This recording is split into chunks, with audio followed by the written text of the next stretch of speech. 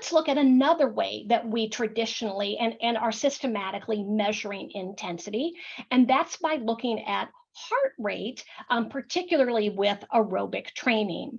And here, what we're trying to do is get the heart rate into the moderate to vigorous training zone. And we use a heart rate reserve formula in order to help us determine what that should be for each individual patient.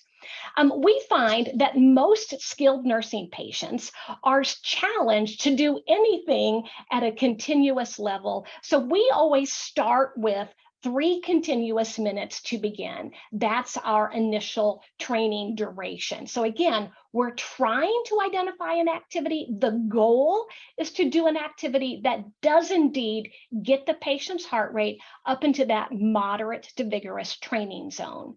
So in these images, I'm illustrating for you an OT task. It was a laundry task. She was folding. And what we did in order to increase the intensity is the patient is doing the task in standing.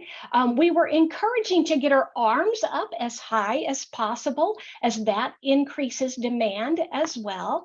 And in the first 3 images, she gets through 3 continuous minutes, but her heart rate is still in the light training zone. So we weren't successful in reaching our exercise target, which was that moderate to vigorous training zone. And so in the last figure here, you can see we added wrist weights to her, and now she was able to get her heart rate into that heart rate training zone. And so this is where we would start then in the next session.